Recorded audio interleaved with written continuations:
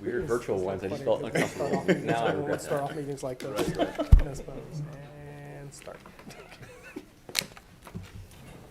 If you want to carry on the tradition of elected rank, then feel free. I'm not sure the chairman's the changes each time, right? Like I'm not sure what that's going to be, but I bet they'll be useful.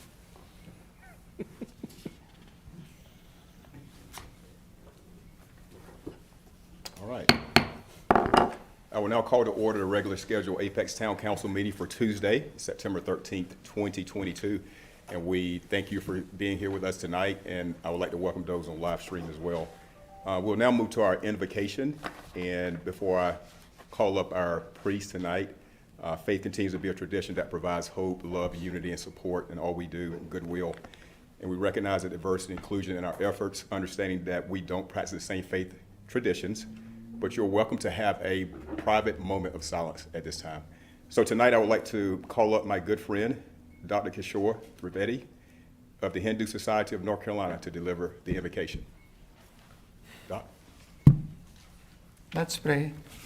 Om Sarve Bhavantu Sukhinah Sarve Santu Niramayaha Sarve Bhadrani Pashyantu Ma Kaschit Dukkha Bhag Bhavet. Om Shanti Shanti Shanti. I'm sure you all understood that, right? Everybody knows Sanskrit. Every prayer starts with Om.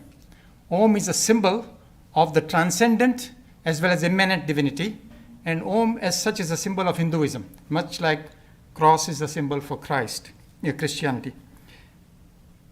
And the word Sarve is used several times in this prayer.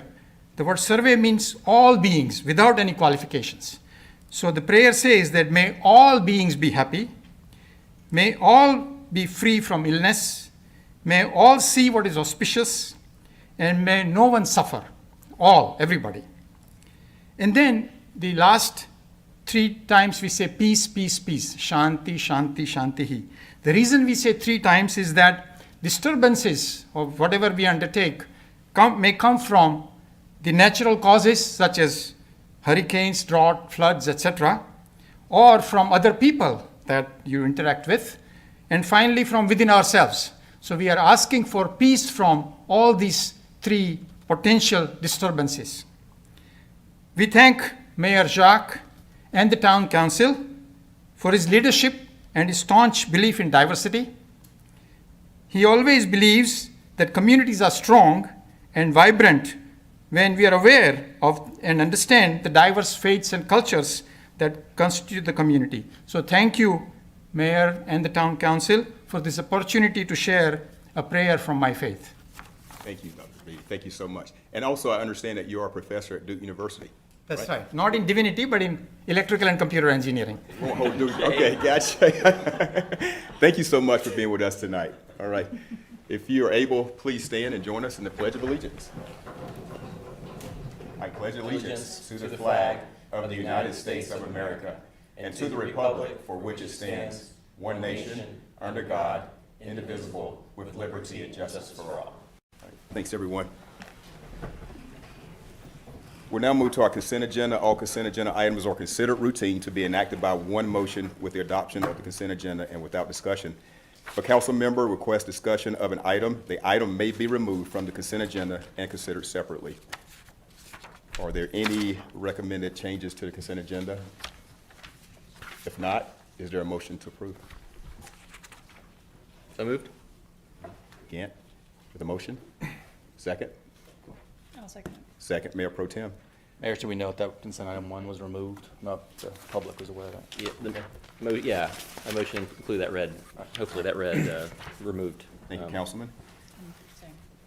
All right, very well. All in favor indicate by saying aye. Aye. Opposed, no. All right, motion passed unanimously. We'll move now to setting the regular meeting agenda. Are there any additional items to add to the meeting agenda presented? All right, if not, I'll accept the motion. Make So a moved. motion to approve? All right, I think Gray beat you. I'll say second. All right, second Stallings. All right, all in favor indicate by saying aye. Aye. Opposed, no. All right, motion passed unanimously. We'll move now to public forum. This is opportunity for the community members to speak, present concerns, suggestions, or appreciation, if you will. And you have 3 minutes. So I'll wait for Mr. Coleman to bring me the roster. Have anybody? All right, we have 2 speakers tonight. All right, we'll call it first, Russell Carpacito. If you would give us your name and address, and also notice the lights there. Once it reaches red, your time is up. Thank you, sir. Thank you. My name is Russell Coppercito from 1201 Dunridge Lane, over off the Peakway. I'm here to talk about traffic concerns over on Apex Peakway and Perry Road. There's been a large number of collisions that have happened over there and near collisions. My wife, namely, was involved in one major one there on July 3rd. A vehicle came through the stop sign at over 45 miles an hour, T-boned her, and pushed her down the embankment into the trees, which caused her to have to go to the hospital by ambulance.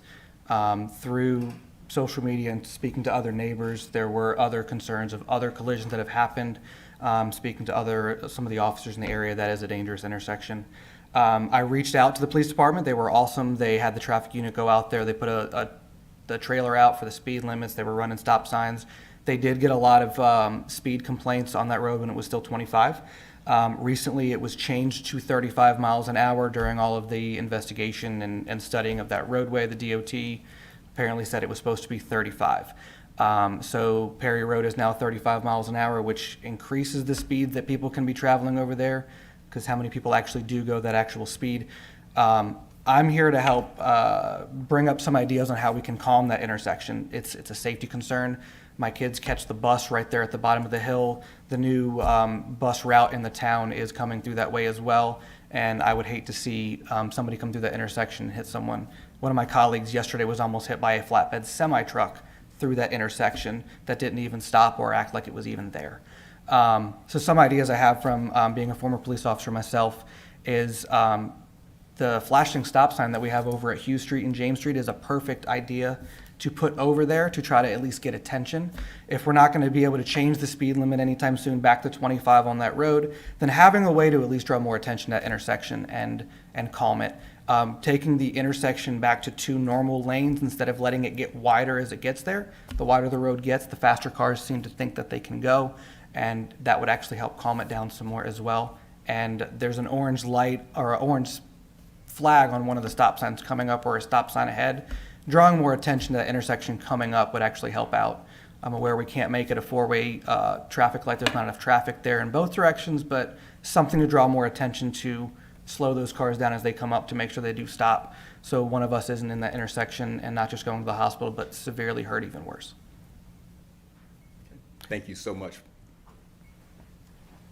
All right, Ms. Elizabeth Stitt.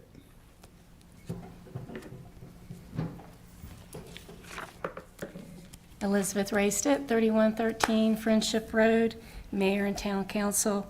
As the staff begins to plan and identify projects for the 2024 fiscal year, I wanted your support to fund and build turn lanes for the old US 1 and Friendship Road intersection. The traffic impact analysis for Pleasant Plains Park, dated January 12, 2018, projected that in a no-build scenario with a 2% growth rate, that this intersection would operate at a level of service of F by 2020. I don't think any of us are surprised by that.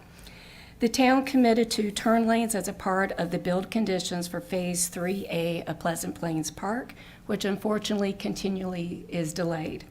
Yet in every TIA in our area, for every development that comes up, they reference the town's commitment to build these turning lanes as underlying infrastructure. The most recent TIA for the approved Holland Road Mixed-Use Assembly PUD indicated that not only were the town's lanes needed, but there is a need for them to be extended, and there was also a very close need to having a traffic signal at that location. Unfortunately, none of the traffic studies to date have included the expected traffic from the Amgen pharmaceutical plant that is being built 1 mile from this intersection on Friendship Road. So here's the challenge. There are at least 3 departments that are stakeholders in this intersection.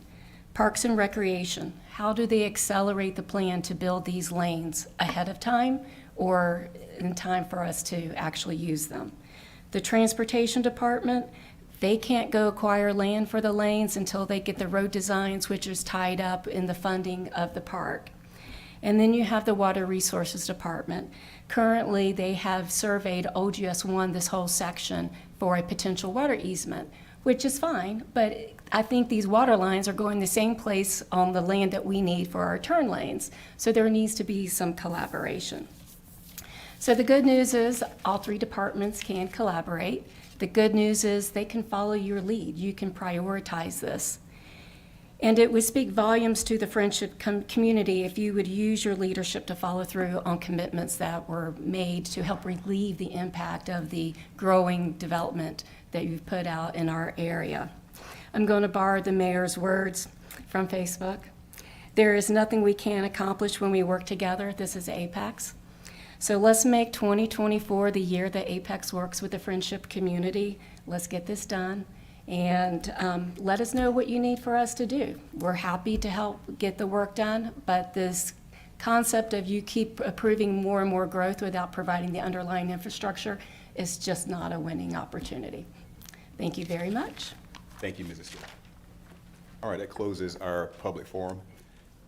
We move now to public hearings, and we'll start with public hearing 1, bicycle and pedestrian system plan map amendment, proposed bike lanes, Laura Duncan Road. Ms. Jenna Schaus, Senior Long Range Planner. Thank you, Jenna. Thanks. Right.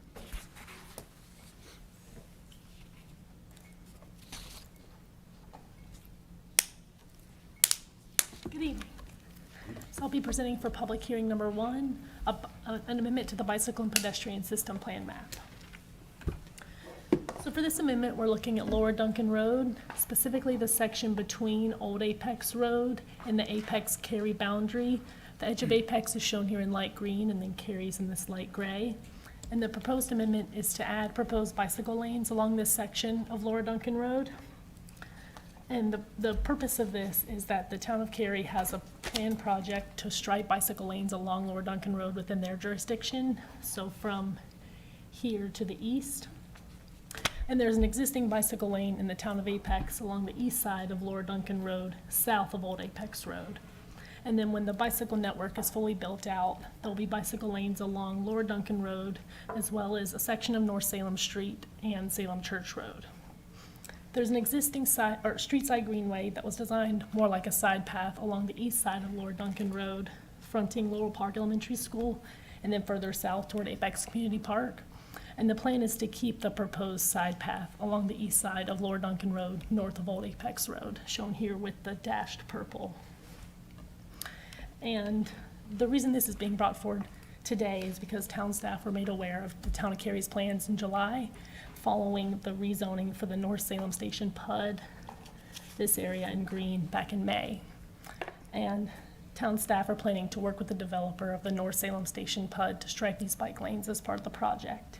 And on August 29th, the project planner for the North Salem Station PUD reached out to residents who had contacted the planning department in regard to this PUD, to the rezoning, to let them know about this proposed amendment. And last night, Planning Board unanimously recommended approval, and Planning and Community Development Department staff recommend approval as well. I'm here to answer any questions that you may have.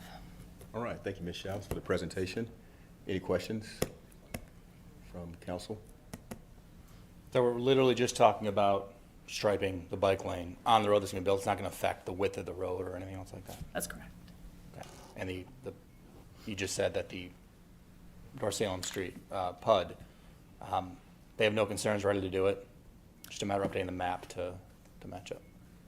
That's what our traffic engineer is going to work with the developers. Right, Yeah, they're on right. board. Cool. Any other questions? All right, thank you. Thank you. All right. We'll go ahead and open up public hearing for comments. No one signed up to speak tonight. We'll close public hearing for comments. It's back to council for discussion. I'll make a motion to approve. All right. Motion to approve, Mayor Pro Tem. I second it. Second, Councilwoman Stallings. Any further discussion? Yeah, I just want to thank staff for catching this and working with Cary to make this connection here. I think that's right time to do it as they're building the road, so appreciate you guys. Staff, I'll say, as a person who rides that pathway, really like the idea of having stripes to protect me a little bit more, so. All right, thank you. Anyone else? All right, we'll go to the vote. All in favor indicate by saying aye. Aye. Opposed? All right, motion passed unanimously. All right, public hearing 2. Ordinance amendment for Article 1, Chapter 10. Mr. Brian Meyer. Thank you. As mentioned, this is an ordinance amendment to Chapter 10 of the Town Code. This came to council on August 23rd and is coming back tonight for public hearing. As a quick reminder for Chapter 10, currently prohibits conditions constituting public nuisances such as uncontrolled growth of grass and weeds, as well as accumulation of certain types of items on property. The problem with the ordinance as we see it now is that it doesn't provide much definition or clarity as to what constitutes a public nuisance. It's more general. So the intent of this ordinance is to provide that kind of clarity. In terms of the types of items that will be listed, that will be prohibited, industrial and hazardous materials, trash, rusted, wrecked, dismantled, inoperable materials, appliances and furniture, household fixtures, goods, appliances that are not designed for outdoor use being placed outdoors, and any conditions that create a fire hazard. The pictures here, none of these are from Apex. They're just meant as illustrations of the types of conditions that would be prohibited. There are some exceptions that will be in the ordinance. Household furniture on an enclosed porch, furniture designed to be outside like patio and lawn furniture, and recreational equipment will also be allowed. Other part of the ordinance in section 10-5 dealing with overgrown grass currently states that it's prohibited to allow the uncontrolled growth of grass or weeds, but doesn't say what uncontrolled means. So now it will say that overgrown grass, weeds, and briars create a harborage for rodents, vermin, or pests are prohibited, as well as turf grass exceeding 8 inches in height. I will go into a little more detail about the turf grass. Again, the pictures here, a general illustration of the types of conditions we're trying to prohibit. So one of the issues that was raised was a concern about the limit to 8 inches when it comes to bee gardens and bee lawns and how this will affect pollinator plants. So we changed the language to apply the 8-inch prohibition to only turf grass, which you typically see on lawns, so that, like shown in these pictures, ornamental plants, pollinator plants would still be allowed. That language went to the Bee City Committee to make sure they were okay with it, and they were on board with that as well. And we also added an exception for grasses that are grown just for the purpose of feeding livestock that are permitted within the town limits. Lastly, I just want to highlight the changes that were made since you saw it last at your August meeting. Ensured that all the language in the ordinance is gender neutral, added the authority to the delegated to town manager to reduce or waive civil penalties up to $10,000 once the violation is corrected. And the restriction I just mentioned about 10-5 only applying to turf grass, not all grass, to allow those pollinator and ornamental plants. And I'm happy to answer any questions you might have. Mr. Mayor, I had one, or actually two. I assume because it's being brought by you, there is municipal authority to do this kind of ordinance, right? Else we wouldn't be talking about it, right? There is, and it actually is already in the ordinance as prohibiting public nuisances is already in there. We just don't say what public nuisance means. So to make this easier for staff and for citizens to know and residents to know what it is, that's why we're trying to define it better. Sure, okay. And in researching this, were there other examples of nearby municipalities that had something similar to this? Everybody has something similar to it. It's just a level of how far they go and how much they define it. So like Raleigh and Durham, it's very broad, it's very well defined. There's a lot that it covers. Holly Springs and Cary are a little less so, but it's very generalized. But pretty much every town has some variation of this. And there's not trouble in being more prescriptive as far as the legal part of it? No, I think it's actually more troublesome the other way. When Okay. you don't have clear definition of it, I think it makes it harder for staff to say, this is what we know, this is what constitutes, other than you don't want to be stuck in a situation of we know it when you see it. Okay, So we just want to be clear for everybody. okay, thanks. And assuming, is it typical also to give the town manager the authority to waive penalties? I don't know if it's typical, if it's allowed. Right now, that authority usually goes to council, but it's council's decision if you want the manager to have that. that authority. And I have a question. I think we discussed last time the landlord-tenant situation, so that would probably be a situation where we use that waiving the penalties, because that's a proceeding that goes on for a period of time. So if there's a renter and let's say they didn't comply with the homeowner to clean up things, so it is on the owner. It is. Yeah, so there needs to be a way to, I guess, relieve them from that. So if the penalties accumulate, they would accumulate against the owner. And I suppose that would be direction to the town manager as to what council believes, or if it's going to be the manager's decision as to what situations Right. warrant that.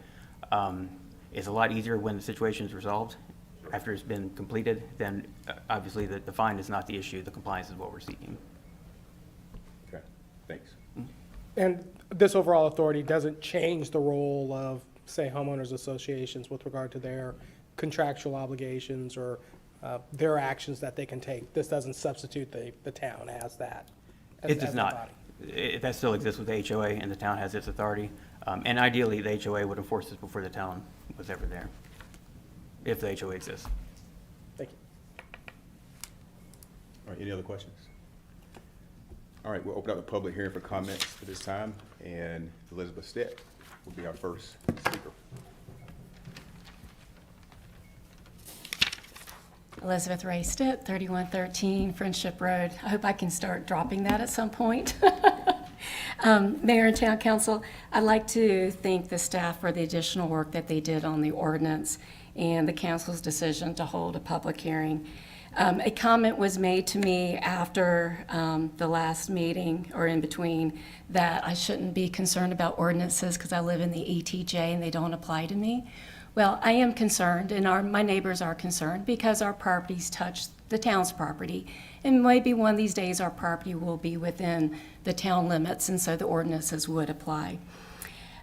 So I had a couple of concerns still, and I'm just going to go through the sections just real quickly. So Section 10-1A, Paragraph 2, states that the storage of items must be in an enclosed structure.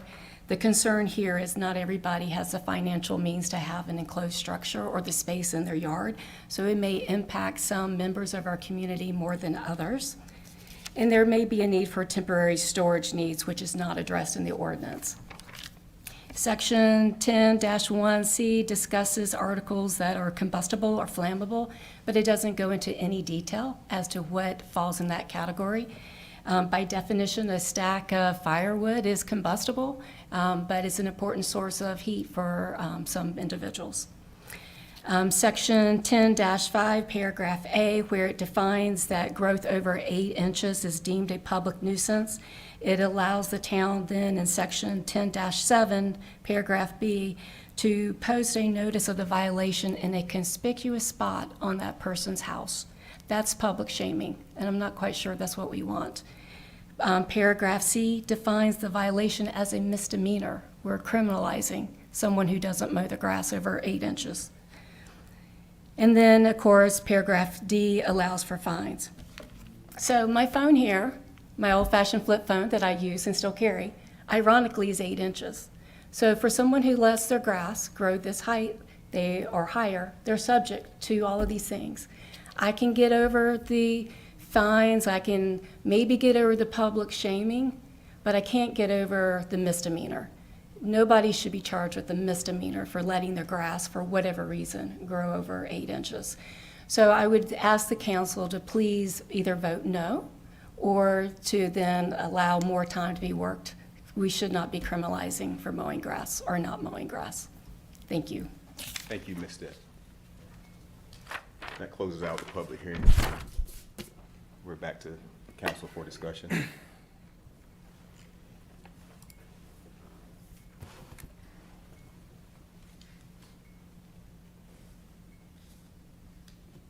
Can we, thank you, sir. Can we maybe hear back from Mr. Meyer on some of the things presented from Ms. Stett? Yes. So I'm not sure I got all of them, but I'll try to touch on the ones. Regarding the unenclosed structure, that's true. I mean, it's an open space, an open yard. That is the point, is for it to, not to have these things out in the open. So that is the reason for it. Regarding the fire, the combustible or flammable nature, that's determined by the fire marshal, but it's those that are flammable nature which create a fire hazard to the public safety. So if it's just wood in the yard, it's not creating a fire hazard, it would not be a violation of the ordinance. Let me make sure. In terms of posting the property, we do that to make sure, because we have the situations like rentals or somebody who's not home, we can send out a notice to them, but we don't always know that they get it. So you post the home to make sure. We do the same thing on condemned buildings, to make sure that the owner of the property has a chance to do everything we can to send notice to them. We're also sending a letter to the owner. So the purpose of that is to make sure somebody has notice of it and just doesn't have 10 days and then gets a civil penalty and never knew about it. As far as it being misdemeanor, that is already the case. The council has the ability to remove that. That's always been in the ordinance as it is now. When we had to change it because of state law and put that back in, that was put back into this ordinance already. But that's obviously council's decision whether or not. And of course, these are all options. That doesn't mean we pursue any of them. To my knowledge, since I've been here, we've never pursued a criminal charge for this, but it's just presented as an option. I think that was all of them. Yep, And the grass, yeah. that's right, 8 inches. Sorry. The height of the grass, 8 inches. It is set at 8 inches. I've seen that in a couple places. I've seen some that use 12. The intent was to have something measurable so that we could actually define what that would look like. I guess, is there anyone who can speak to like a typical scenario? I don't think we have code enforcement going out looking for these things. I guess it would be a concern from a neighbor. And how We do that have works. Joe Curtin's Process. compliance officer that can speak. Thanks. Evening, Council. Joe Curtin, zoning compliance supervisor. Most of them are neighbor complaints, and we'll get calls if it's 3 inches grass, because they want it to look like their lawn. So we needed something to say. The old ordinance was uncontrolled, and it was up to us to determine uncontrolled growth. So we needed something to give us something to measure, like Brian said. Okay. Any questions for Mr. Curtin? Is 8 inches a typical height? Do we know based on other communities? I don't know about communities, but it would help us. Any height would help us Just being quantified. with the enforcement, yes. Okay, thank you.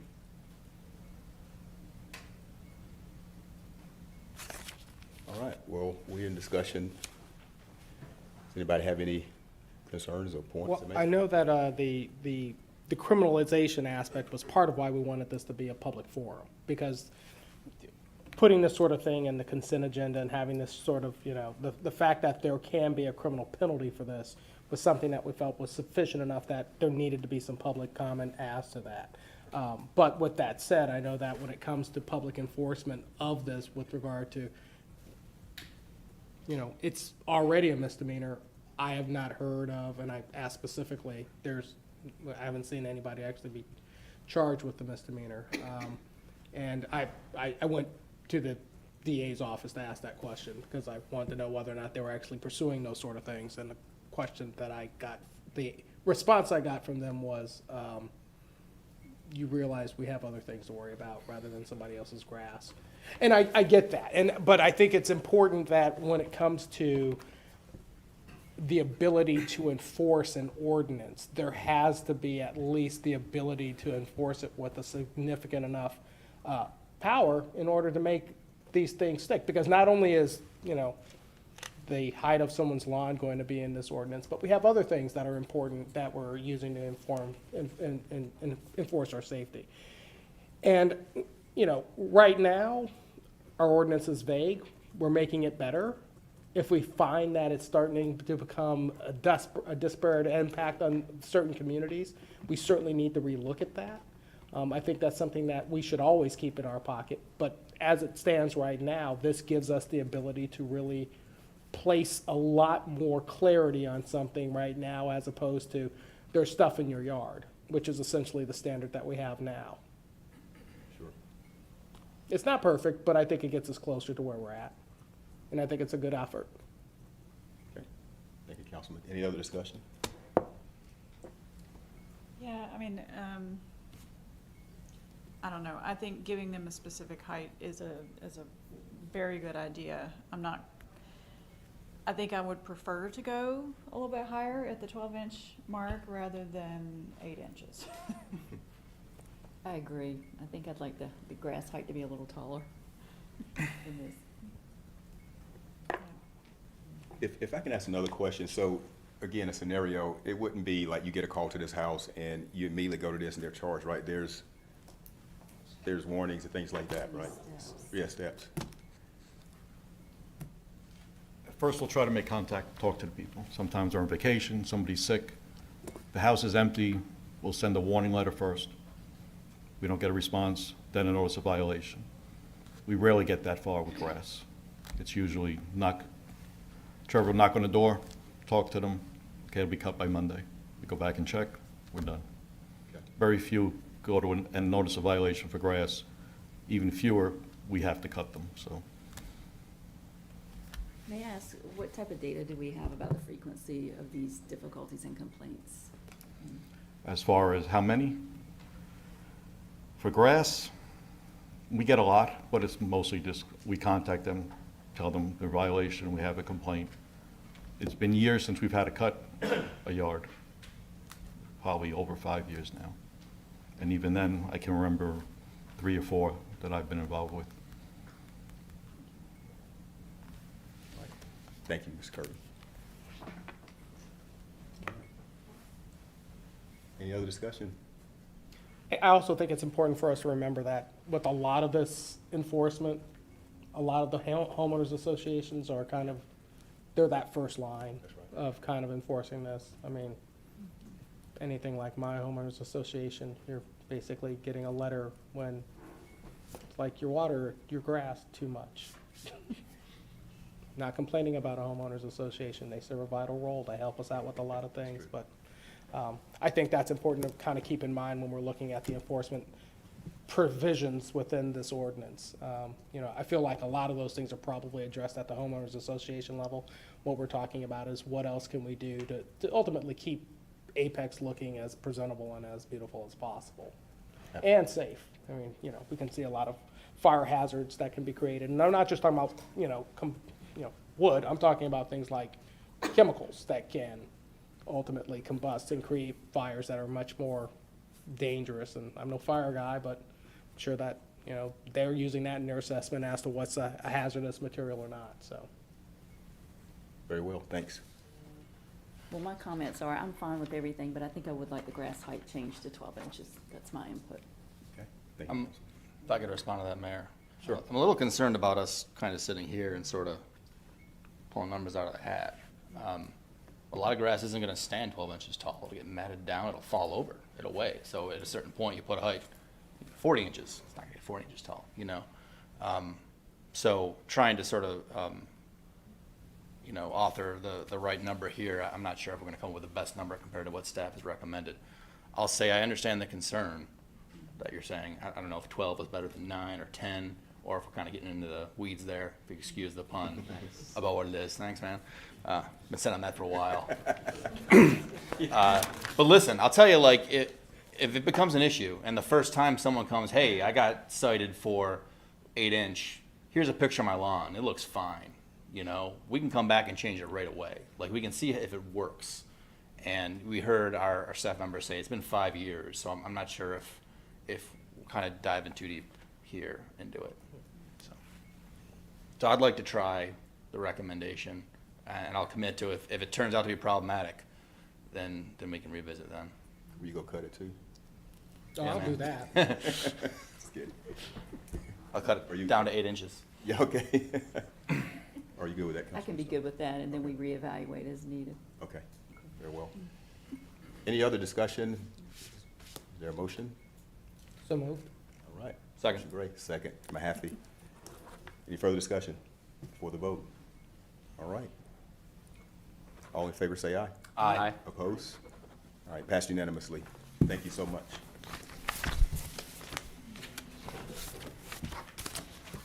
All right, old business 1, Town Strategic Plan Framework Adoption.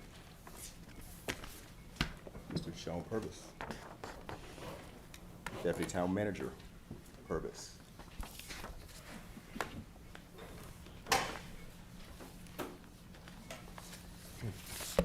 Good evening, Mayor, members of Town Council. So, this will, you've seen most of this information before, so it will not take too much of your time. Apologize for that. Oh, there we go. All right, so before you is our framework, a process that has been in place for a few years now. If you remember, I think just about everybody, actually everybody on this board except me, Mr. Gray, started this in January of 20, I guess, 20. So some things may have happened between then and now that kind of, protracted this process just a little bit. But we've been continuing to work. And then over the last year, we have worked diligently toward getting the strategic plan in place. It started once Ms. Crosby started as town manager. There was a meeting between all of you and administration to lay out expectations and start goal setting. Then we've had multiple meetings with the staff at different levels, from leadership team to extended leadership team, down through the organization. We've had multiple sessions with you over the last couple of years with some consultants, and helping identify what our mission is, what our vision is, what our values are, what our goals are. And so this is the framework that is the result of all that hard work. This process, I do want to say, is continuing. We are taking this framework and we are currently working with each department to bed out the departmental strategic business plan. So that'll get even deeper into what are those specific measures that we're working to capture these objectives, what objectives and initiatives are happening at the department level that tie into these overarching goals and objectives that you have set. So what we're asking tonight is just really your acknowledgement of all the hard work that you've put in, that the team, that all the organization, all the departments have put in to establish this framework, and then we'll continue on. Do keep in mind, the strategic plans are typically 3 to 5 years. So this is something that we'll be working on over the next 3 to 5 years. It'll be evaluated. We'll evaluate it every year to see if there's any small tweaks and revisions. But it takes time to measure, to actually see what results are, what outcomes are. And so this will be what we hope to use during that time, and we're still continuing to work. And come January, we hope you see actually even the full extent of, even with the departmental plans and that sort of thing. So you get an idea of what the departments are continue to work on a daily basis that affect the overall framework. But this is the framework that you've set. We've got a lot of input from staff, from you. This also includes input from our public surveys, from different community meetings we've had, the neighborhood meetings we've had. All that's incorporated into this to make it as comprehensive as we can, to make sure that we're focusing our resources, focusing our time, our effort, public funds on what the community and what you see as best for Apex to continue to work on and become a good living. So, real quick, I'm not going to read everything to you, have it in front of you, but I'll flip through so that viewers at home, and it'll be on the record. So you see our mission, vision, and the values that are in place. Those have been in place the longest, and so from that, there were some minor tweaks that you approved back in June, I believe it was. And then we had a welcoming community, a few tweaks to our statement for that, the objectives that are outlined there. High-performing government, same thing. Specifically, Mr. Gray, you can see the maintain transparency and stewardship of public resources. I believe that was a specific request from you and council at the June to make sure we had the right terminology in there to capture that. And then our environmental leadership focus, our responsible development focus, and our economic vitality focus. So all those, that outlines our 5 main strategic goals or focus areas, along with our overarching objectives, and then we will take it to greater detail at the department level. And that's all I have, unless you have any questions about the plan or the process and where we are at this point. We have at the end of this month, we have a advance for staff to start the next level kind of for this year, prepping for what we'll look at this coming year that'll apply to it. That'll go right into the budget process. All this applies to the budget, applies to performance feedback, everything that we're doing. Our organizational organizational assessment that we did. It also applies to this. So everything that you've approved and seen along the way fits in with the strategic plan. And then come January, when you have your retreat, again, we'll hope to have a bigger plan and be time for your revisions and thoughts and kind of the overarching initiatives. So, and then it'll be budget time again already. You just did budget time. I know, that's what, it's always budget time. It's always budget It's time. always budget time. I mean, it's constant. So, but any questions you may have, I'm here to answer. Yeah. Go ahead. Oh, sorry. Okay, Mr. Purvis, how do you or management expect or hope the public to kind of interact with these statements? Sure. So a lot of so again, the statements developed through a lot of the work that you did at your retreats, and you hope as representatives of the community that's captured that. As far as more directly, when we get down to the objectives and some of the initiatives that we have to do, we do think about our budget. When we go through the budget process, we do solicit feedback from, whether it be through public hearing, whether it be through the citizen survey. We do intend and plan to expand our community meetings that we've had. That's always valuable input when we're looking at the effects of what we do for the community. So for each of these statements, I mean, then the objectives, I mean, it's open to feedback as we go through the budget process, as we go through community engagement meetings and that sort of thing. We are working on tools for greater, I guess, let's see, input, I guess I would just say, from residents as we work through the budget process to kind of help prioritize some of the projects that fit into these categories. That will give us a sense of how residents feel for what the overarching goals are. But the goals in general capture the basic, our general responsibilities, our general purposes of local government and what the town is trying to accomplish, and what you as a board, as a council, feel are what you've been elected to do. And so that's the citizen input that we expect to be captured, or reflected, I should say, in this. Quick follow. I was gonna say, if I could just add to that, where Sean talked about the budget process, when the departments do their department plans, each year those department plans align with the budget, and so that's where he was referring to, like that participation process in the budget. So, all year long, as departments are engaging with the community and the work that they do on a daily basis, that's informing what's going into the budget request as well. So, whether that's public safety or, the conversation we just had about code enforcement or addressing nuisance properties, all of that will be reflected in more detail in the department budgets that will align to their individual department plans. Okay, and I guess I would assume that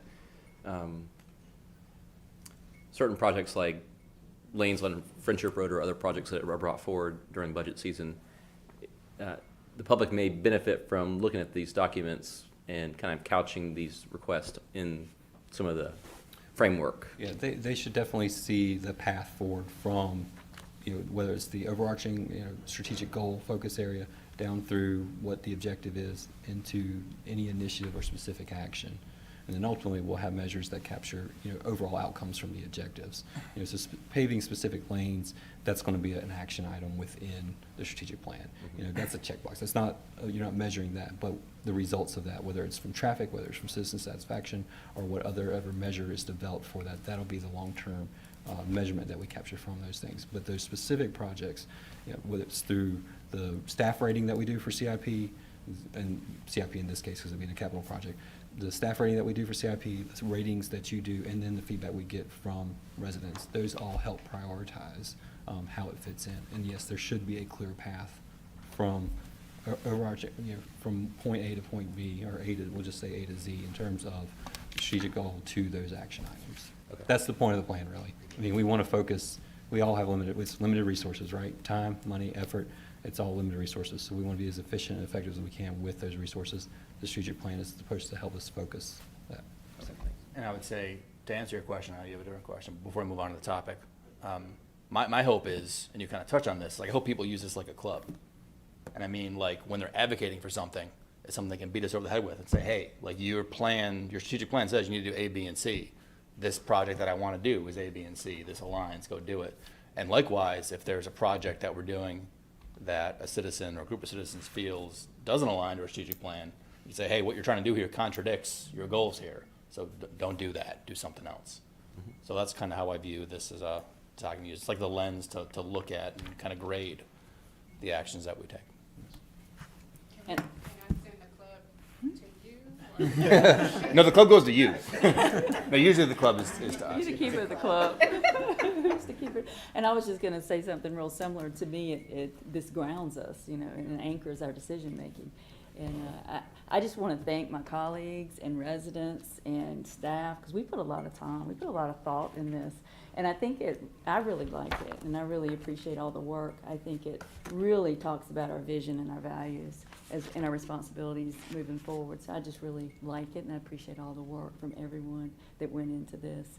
And I just one follow-up question, Mr. Purvis. Did you say we will be expecting more strategic plan from the departments in January? Yes, Is that yeah, the so plan? they're currently being worked on right now. We had some initial sessions about 2 weeks ago now, with, you know, with our new organizational alignment. We have our development and infrastructure group, and then community and safety group, and then our performance and strategy performance group. And so each group met in all those departments as teams with the extended leadership, and now we're taking it down to the expectation is as many people as possible within each department that want to participate and can participate are participating. I mean, that's boots on the ground level. Everybody's participating where they can to make sure that they're a part of identifying, here's what we're doing that ties with this. Here's how we can improve it. Here's how we're going to measure it. So that is being worked on now. That'll take a couple months for us. It's a lot of people, so more people we have involved in it. So the hope is come January, you'll see those plans in place as it fits with this when you have your retreat, as you're reviewing this and saying, yes, that's good, and your overall initiatives, we'll show you how we're working toward those overall initiatives, and if there's any new initiatives that you have, we'll hope to align all that with the actions from the departments, budget coming up, personnel requests coming up, all those things. And I can say that I noticed the language has refined, and in my opinion, just it continued to improve from where we started in January of 2020. So I appreciate the input, and I can tell that it's been refined, and in my opinion, has just continued to have gotten better. Absolutely. I remember when we first started this process, how wordy we were getting with everything. So, and we appreciate that, you know, paring it down to what we and staff and the community really meant. So. Right. Can I ask a question? Moving on. I'm curious as to what your philosophy is and the town manager's philosophy is in terms of balancing these different high-level categories. If you look at a budget, would you say, is the goal explicitly, you know, I think there's 5 of them here, say we want to align our budget to 20% for each category? Is it that strict, or is it more just a little looser than that? So, Ms. Crosby, jump in if you want to correct or anything. No, there's a reason. So there's a reason these are no particular order. There's a reason they're not numbered, and they're really, again, in no particular order. Priorities are going to shift from year to year. That's the reason this still has to be reviewed every single year. It's the reason every January we have your review. It's, you know, it may be last year, hey, no, we need a heavy focus on transportation infrastructure, and you may decide that 40% of the budget goes towards something that ties with that. And so that leaves, you know, you only got 60 now between the other 4, so, you know, 15, 15, 50. But the next year it might be, no, we need a stronger focus on environmental this year. So it can shift, and it's meant to be that flexible. You know, if you, as a council, decide that you want to be pretty rigid on that, it will make it tough on staff because it's not always easy to get it, you know, that exact. But, you know, we can always get it close. I mean, and that's what we're going to come back with from the departments and through our budget team and our finance team with the budget recommendation. What we receive from you and from the residents on when they felt the survey and y'all prioritize. I mean, our budget recommendation is to align with what you say, and this strategic plan is to help us get there to guide those decisions. So it's really, it's as malleable as you want it to be in terms of those numbers. We recognize that it can fluctuate from year to year. This captures a lot of what we do, but some years, some things are more important than others. Incidents come up, events happen that you have to address, that you feel you need to address, and they may take priority this year, but maybe not next year. You know, ideal world, you'd love everything to be balanced, but that's a That's an ideal world, so we all know utopia does not exist. And I think, I was just gonna say, and I remember specifically, staff did a great job in the budget, you know, tying every budget item to our strategic plan. And I really appreciated that work. Very well done. We, the other thing that's happening now is we're updating our performance evaluation process and looking at job descriptions to make sure that people understand where they fit within the strategic plan and how their role also contributes to us meeting those goals. So we're making sure that it flows through every part of the organization. Very nice. Where can citizens find a copy of this? Is it on our website today or after we? This piece, actually, I'll double check. If it's not on today, it will be on tomorrow. I'll check with communications department. Like, I know everything's teed up as far as the framework to be on there. And as we build it out, it will continue to be added to it.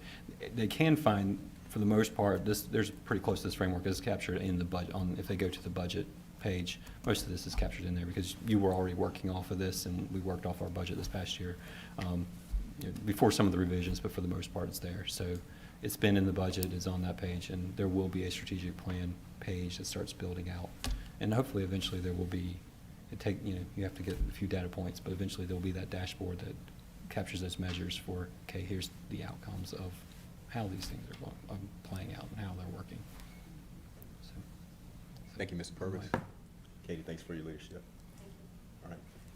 You want this one? I make a motion to approve. All right. I'll second that. all right. No, thanks, bro. All right, so we have a motion second. Any more discussion?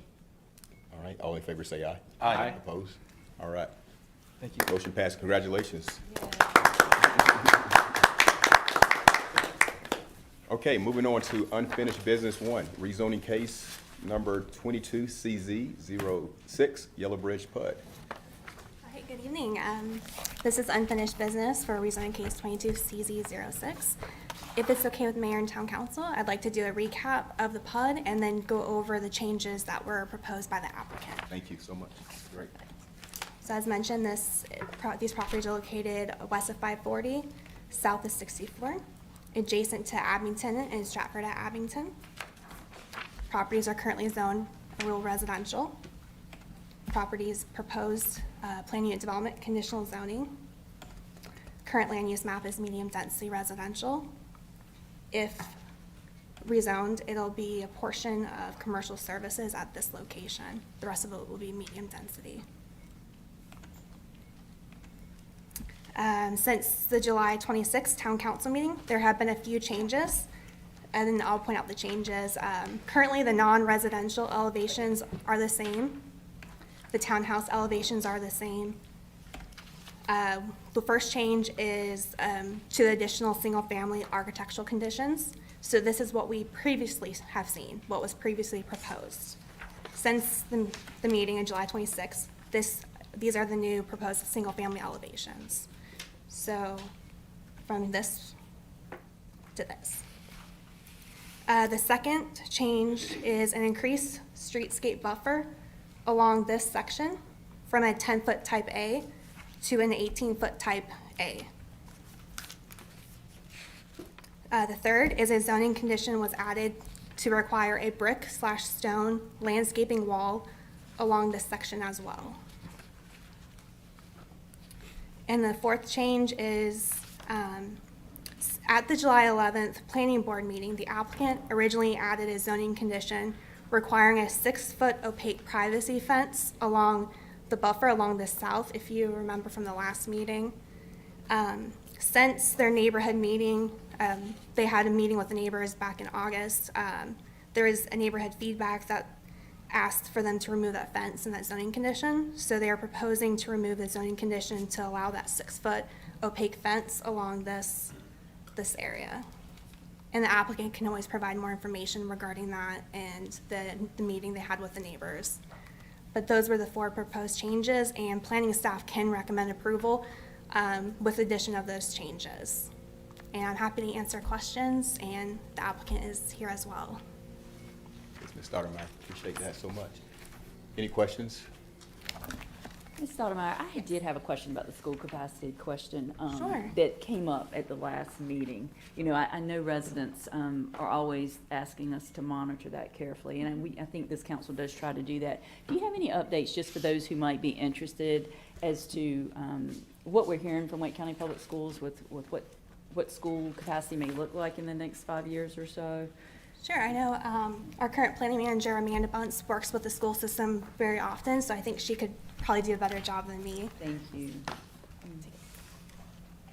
So we don't have any recent update beyond what's in the letter that we get in the letter of impact. We know that the school system is actively working on renovation to increase capacity at Balcom Elementary by a couple hundred students. They're working on soon to be submitting plans for a new elementary school by Depot 499.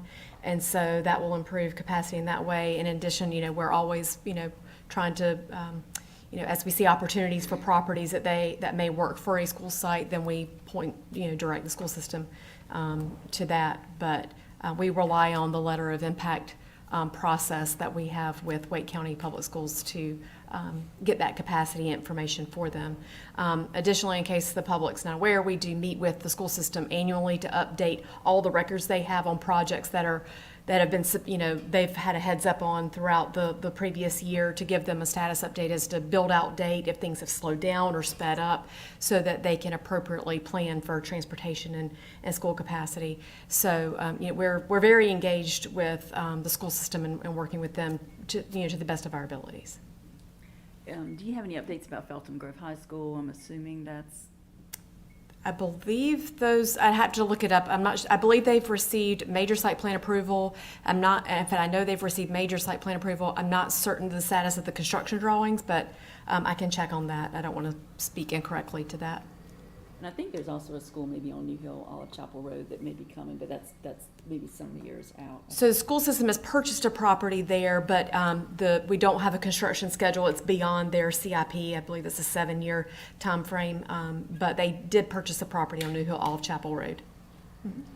Okay. All right. All right. You guys want to hear from the applicant? Yeah. Would you like to? Okay.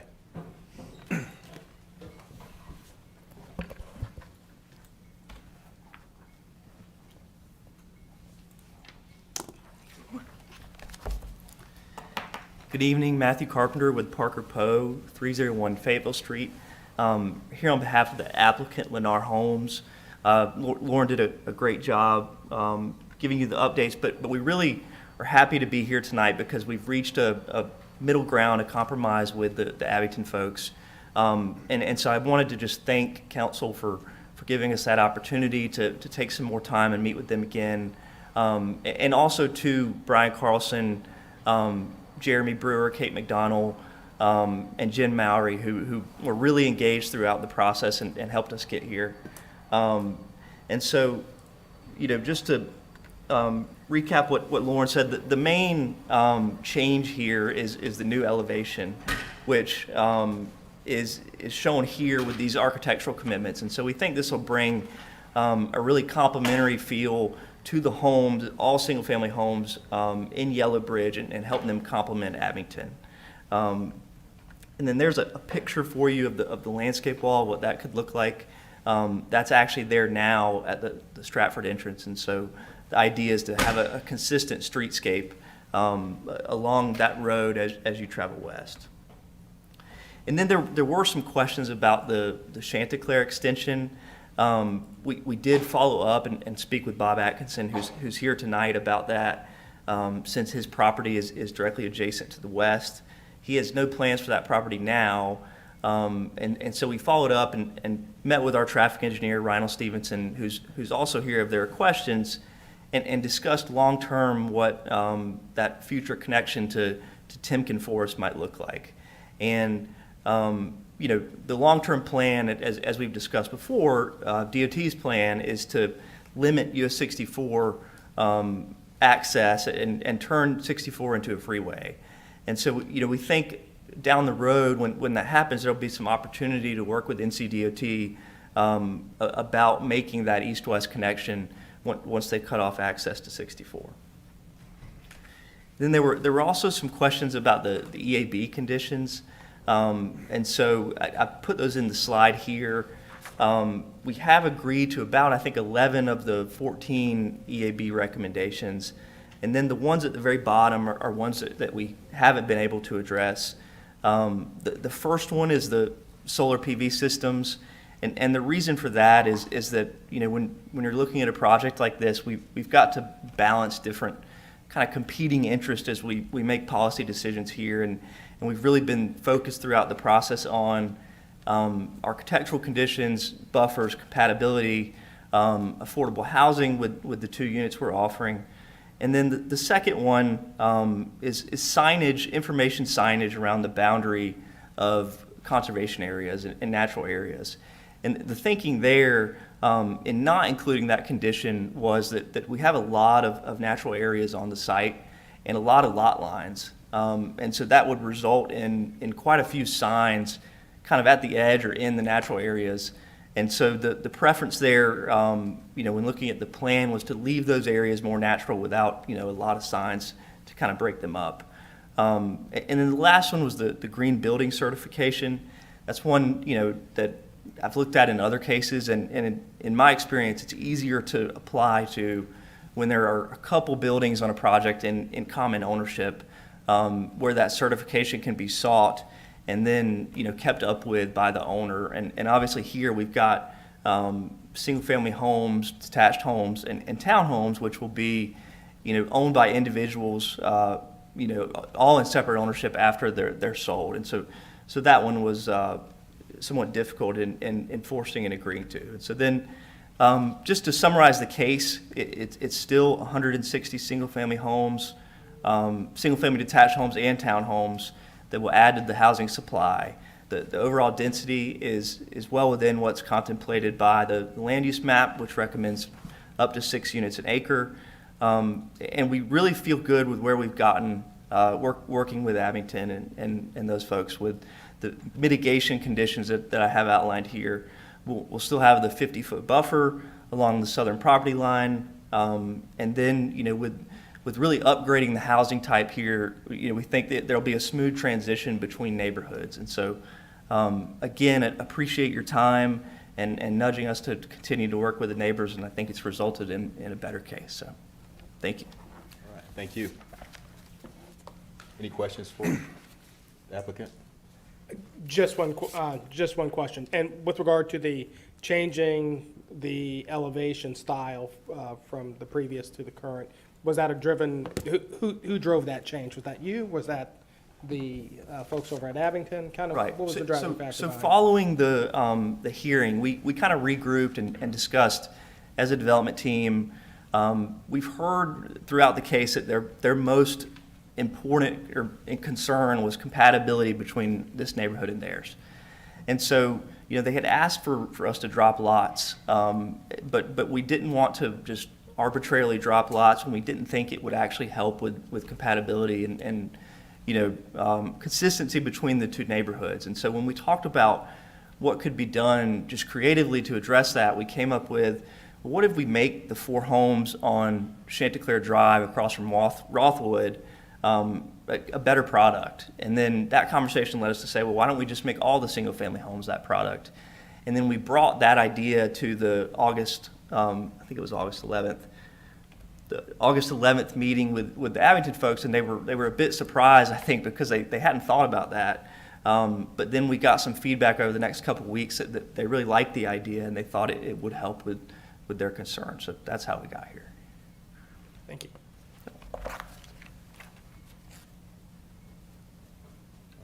Anyone else have questions? All right. We'll go to discussion. Or if you're ready for a motion.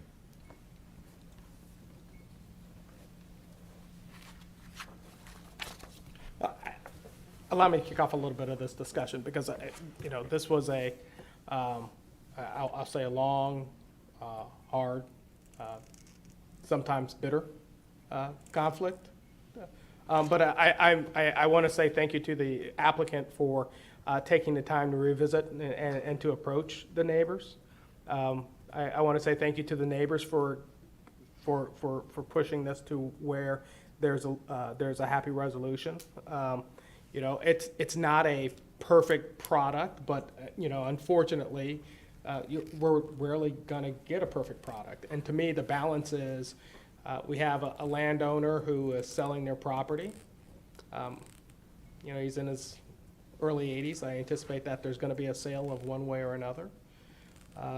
You know, I feel like our role as the council is to take a look and make sure that what's gonna be placed there has the larger impact, not just on those within the neighboring communities, but within the entire town as a whole. Is it gonna be consistent? Is it gonna be something that'll be good for the town as a whole? And taking into account a myriad of factors. We gotta deal with transportation issues, school issues. I note those two because those are factors that are not really within our control, but we have influence or at least the ability to raise and advocate for those things.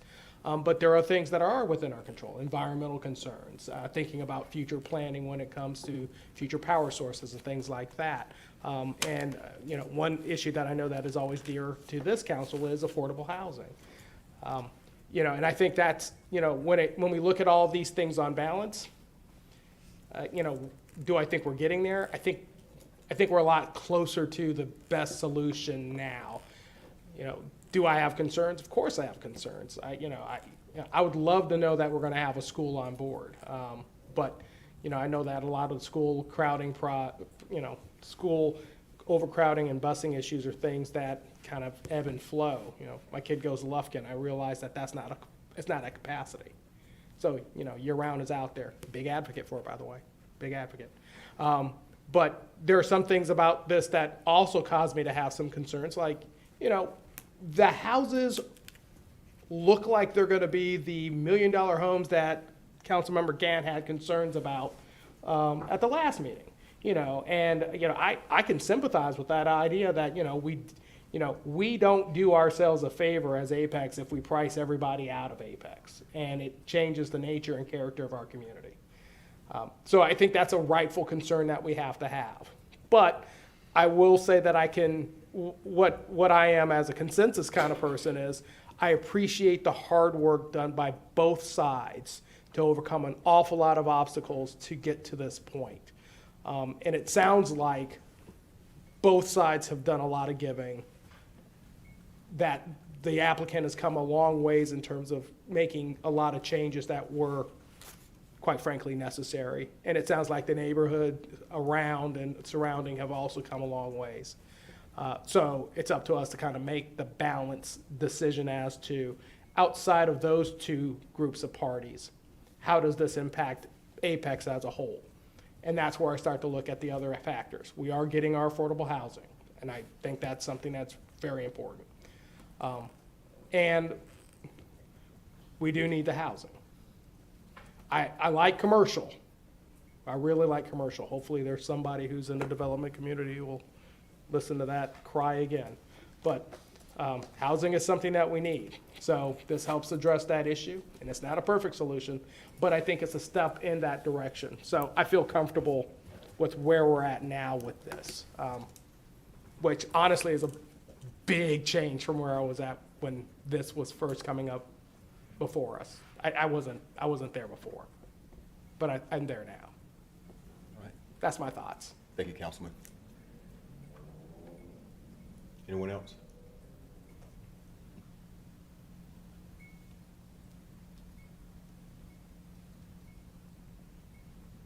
Is the reason that you couldn't provide any solar because of expense that you're providing in other places?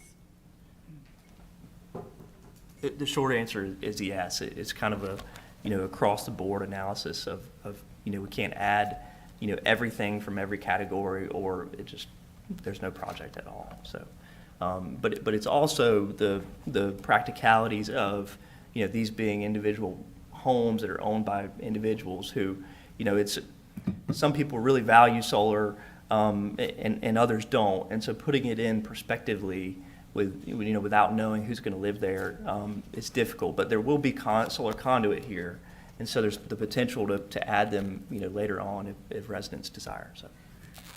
I have a question about the fence. Yep. So it was removed. Right. Okay. Can you talk me through that? Yeah, so at the meeting on August 11th, they said, well, where'd the fence come from? And we had added it at the last meeting in July because we had so many discussions with the neighbors. To be frank, we weren't sure we had agreed to it or not. And so we said, let's put it in there to make sure that we've done everything that we've committed to. And then, on the 11th, I think it was Jen that said, where'd the fence come from? And so, then we said, well, we're okay either way with the condition in or out. So go back to your neighbors and just let us know in a week or two what they think. And then she got back to us, I think it was a week or two ago, and said, we prefer the condition be out and the most trees possible maintained in that buffer where there are trees now. And so that's how we arrived there. And so it's, it wouldn't prohibit a fence if later they said, we do want a fence, we could still build one. It just isn't going to require it as part of the PUD, so. Thank you.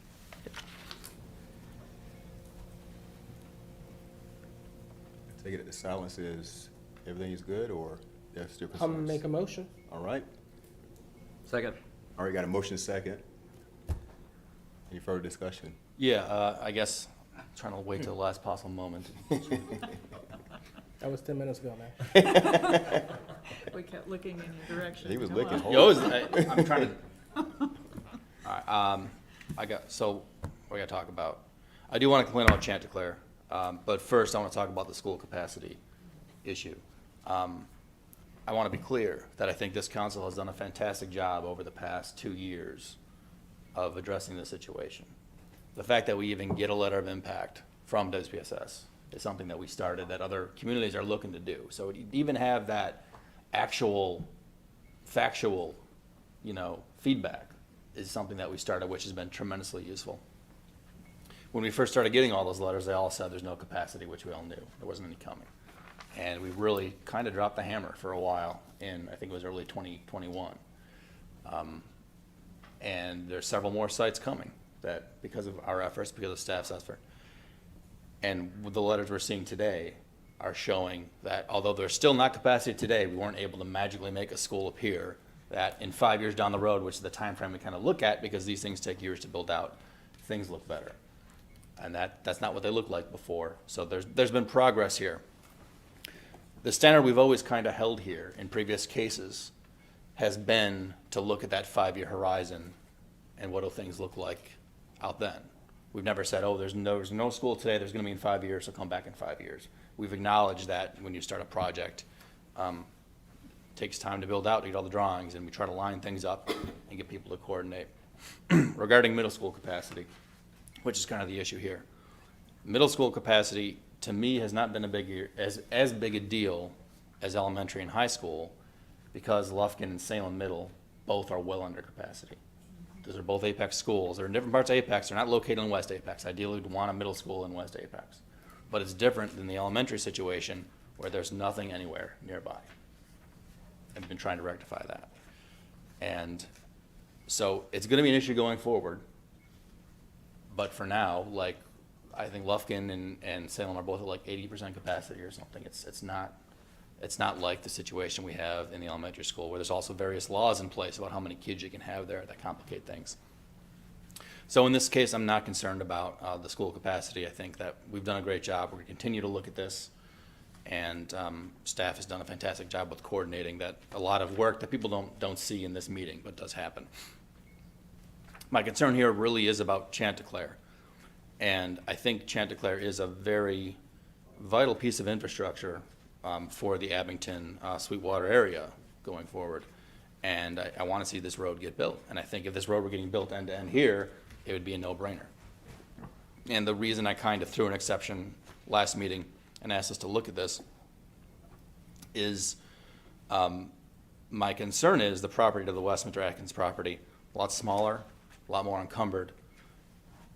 There's not as much, profit margin there on someone's pro forma who's building a development to be able to reasonably ask or expect them to build that leg of it. So my dream was that they would come together and then collectively the road could get built and everyone would be happy. I understand that's not going to happen. I can't make people do anything they want. I could just ask the question. So people aren't interested, they're not interested. And that's unfortunate. I think this would be a slam dunk if we had Chanticleer. So I just want my colleagues to keep in mind that I think in my head, if we approve this, we are effectively signing up to ourselves, Bill Chanticleer, at some point in the future, whenever it comes up on our CIP. Might be in 10 years, might be 5 years, it might be in 30 years. Because I don't think that someone's gonna build it for us. And that's a missed opportunity by not having these things together. Now, actually, that reminds me, I did have one question. When I talked to the developer and their team about this the other day and a couple weeks ago, they kind of lifted out the carrot, you hinted at it today, that maybe DOT, when they expand the road, might have an interest in completing this, so it won't necessarily fall on the town of Apex. If you speak to that, and I actually, if you want to speak to it, that's fine. I also do want to hear staff, Russ's yeah. opinion to see if you concur that this is feasible, or you guys just kind of pulling my leg here to sort of get me to, let it slide. So do you have an opinion? Have you heard this, Russ? I don't want to put you on the spot here. I guess I am putting you on the spot here. But the theory. What is the question? Okay, the theory is, as articulated, I don't know if you guys want to say that, I can try to restate what you were saying, that DOT on their long-range plan is expanding 64. They're removing access to 64. As they do that, the saying goes, they're going to have an interest in having local access road connectivity nearby. So they might look at this and say, hey, we got to build Chanticleer. Here's $2 million or $4 million or whatever it is at the time. Is that at all possible, or is that just a dream, or is that something that actually does happen by DOT?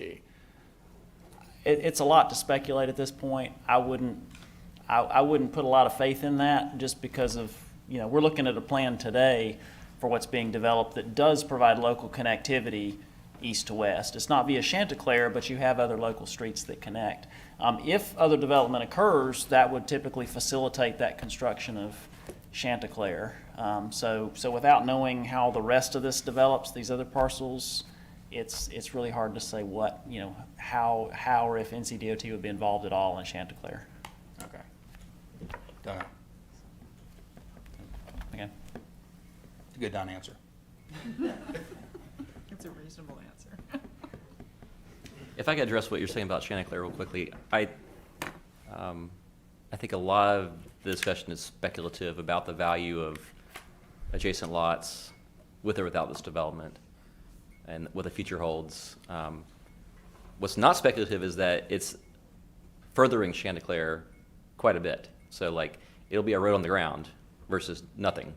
So that's something that's going to be undeniable and not speculation. So how that affects the rest of it, I have no idea.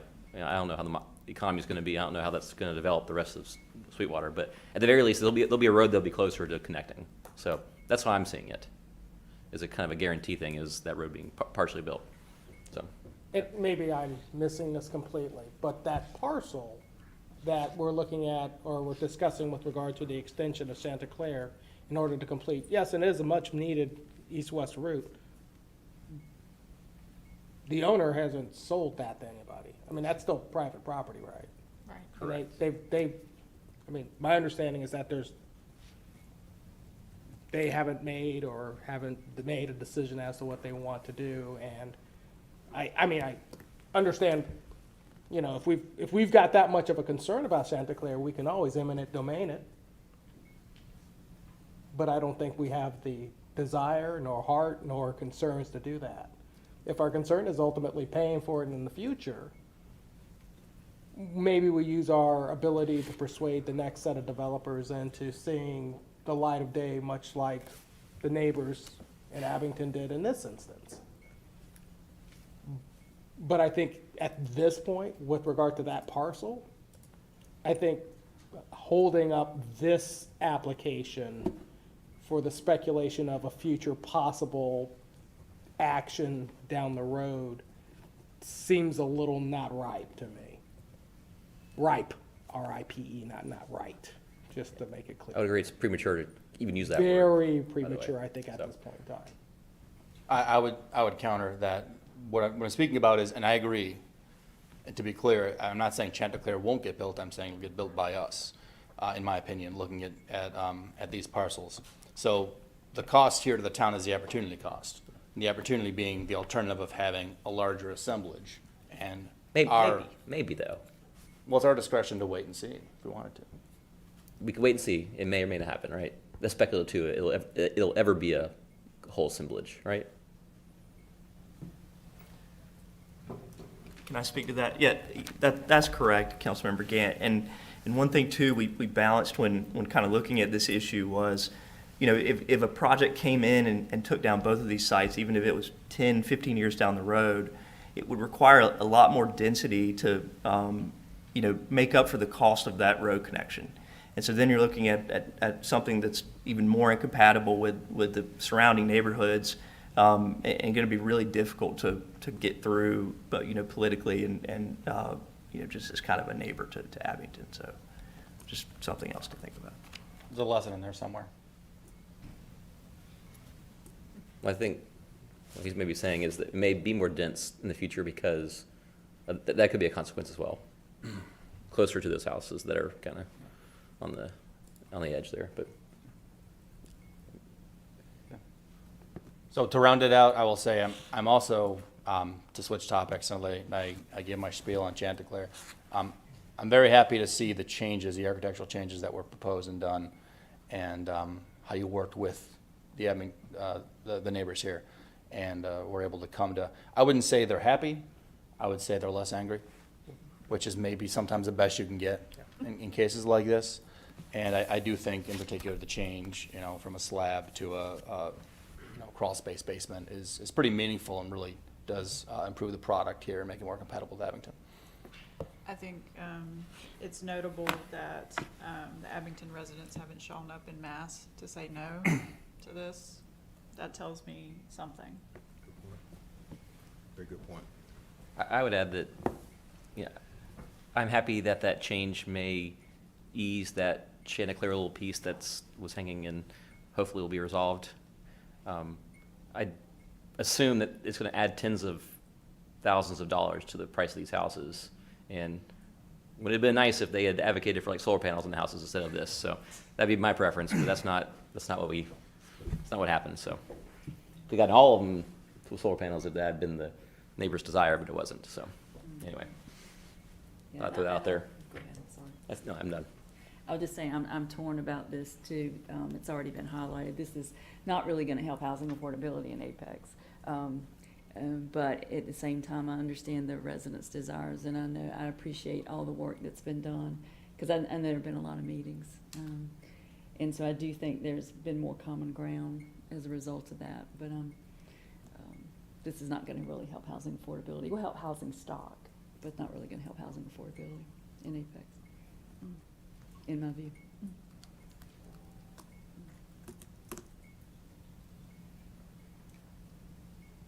Did you want to make any comments? I pretty much said things I was gonna say, so I'm not Okay. gonna repeat them. Sounds good. All right, so we're at a position that we're ready to vote for this. Yeah. We're ready? Okay. All right, all in favor say aye. Aye. I heard, Aye. okay, all right, 4. All right. Opposed? Nope. All right, motion passes 4-1. Thank you, everyone, for your work on this. Thank you. Mr. Stoudemire, thank you. Appreciate it. All right, we move now to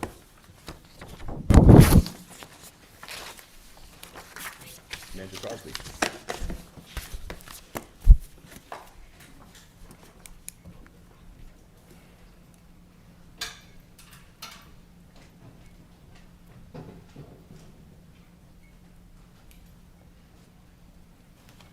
Good evening. I have a couple updates. The first is, I just want to let you all know we're welcoming 2 new directors. Well, one is already here, Mr. John Mullis, who is the Director of Public Works, started last week, and in your Friday report, you'll see in the manager's minute, we'll introduce him there. So we're excited to have him. And then next week, we have a new fire chief starting, Mr. Tim Herman, and so we're looking forward to having him on board and welcoming him to the team. On September 20th, from 9 to 11, the Apex Police Department will be participating in Operation Clear Track, which is a partnership with NCDOT, and it's to educate drivers on railroad safety. And so they will be staged at Hunter and Chatham Street. Want to remind our residents that there is a new four-way stop at Chatham and Hughes, so please be mindful of that. And last but not least, I want to congratulate Danica Coleman, our victim rights advocate. She has been awarded, or she will be honored as a 40 under 40 by IACP. So congratulations to Danica. Thank you.